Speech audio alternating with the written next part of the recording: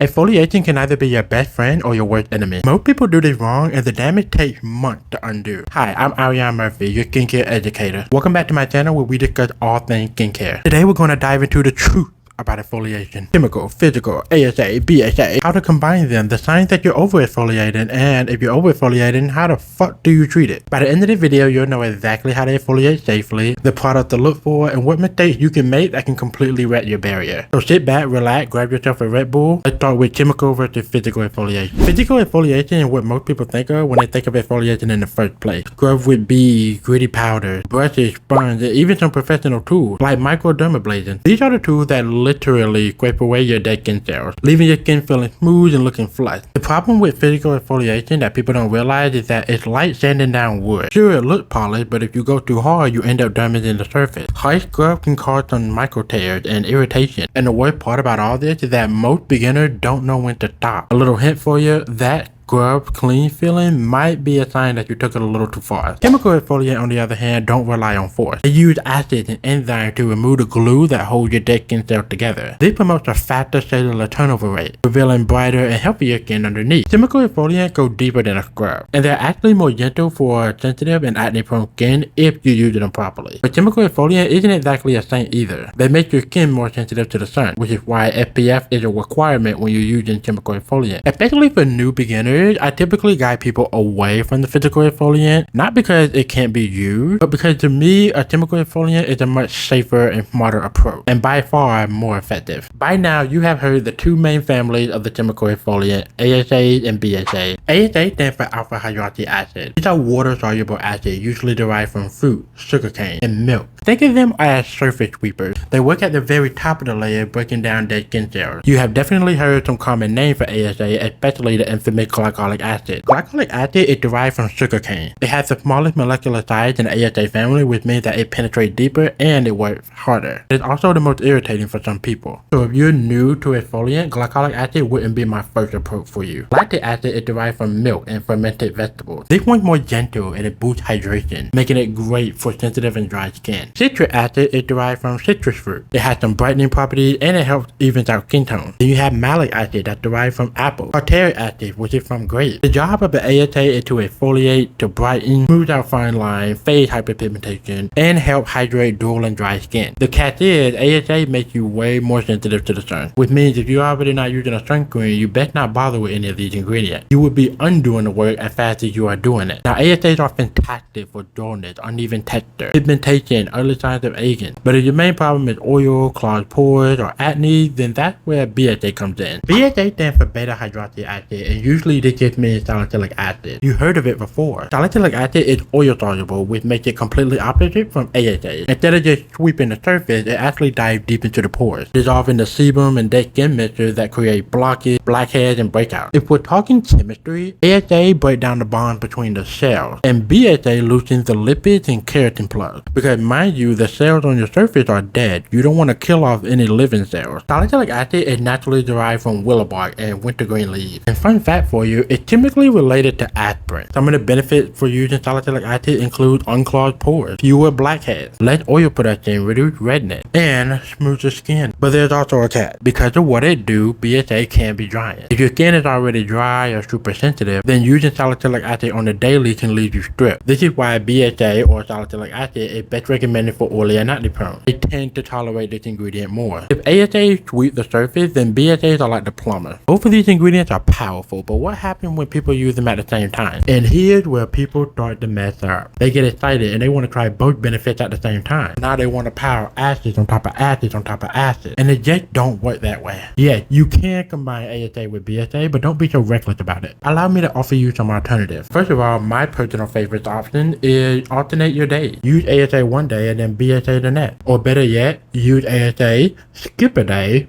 boost some hydration, use some sunscreen, and then go in with a BHA maybe like 2 days later. Because using one or the other every day would still lead to over-exfoliation. Or you can flip the day, but it's not my favorite. And what I mean is you can use AHA in the morning or BHA at night. This is never something that I would recommend to someone new starting to exfoliating. For anybody. One, there's no need to exfoliate twice a day. Two, we already know you don't wear enough sunscreen to be doing that. There are brands like The Good Molecule that put AHAs and BHAs in one little bottle and they put it at a low concentration enough to be used that way. But make sure you do the research on the ingredient. And if you're an advanced user, say you've already been using some exfoliant, you can layer them. Start with a BHA first to go deeper, then layer that with an AHA, but your skin needs to be adjusted first. What I would not do or recommend is A, starting both exfoliant on the same day, especially if you never exfoliated before. B, use them every single night. And C, and this may surprise you, don't layer these strong actives with a retinol or vitamin C. You're asking for a messed up skin barrier at that point. So how do you actually know if you actually overdone it? Well, signs of over-exfoliation are not subtle. You may experience irritation, redness, or burning. Your skin may feel raw or tight, even if it looks shiny. You'll experience flakiness, peeling, or rash-like bumps. Your breakouts are going to feel different than your usual acne. And the bigger giveaway, that one product that felt fine in the beginning, but all of a sudden it starts to sting. Over-exfoliation is like over-exercising a muscle. You think more is better, but you're actually tearing it down and preventing recovery. And if you don't stop, you're going to make matters worse. So of course, now that we know some of the signs of over-exfoliation, we got to learn how to fix it. Step 1 would seem pretty obvious. Stop exfoliating. And I mean full stop. Put down the scrub, the exfoliant, or whatever you have. Everything. Step 2, you want to strip back your routine to the basics. Get yourself a gentle, fragrance-free cleanser and a soothing moisturizer with barrier repair ingredients like ceramide, squalane, and hyaluronic acid. And then, of course, sunscreen. Every single day. Step 3, which is a bit unheard of, add in some calm and support. Apply a cold compress for instant relief. Aloe vera gel if your skin isn't raw. And maybe a gentle vitamin C derivative to help down the line for inflammation.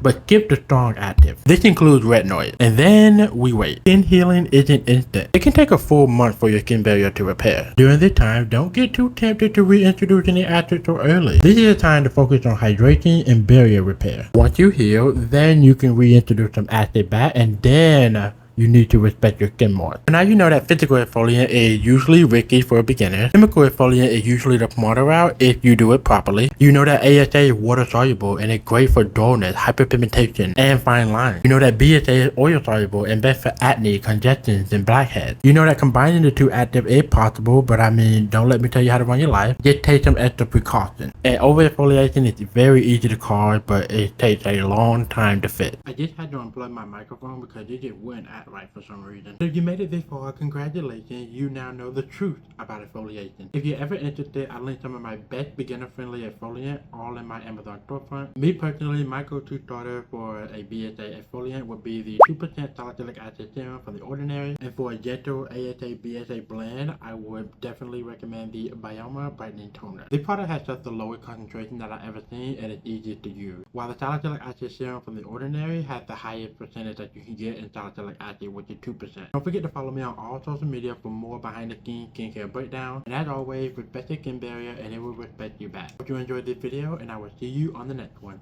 Bye.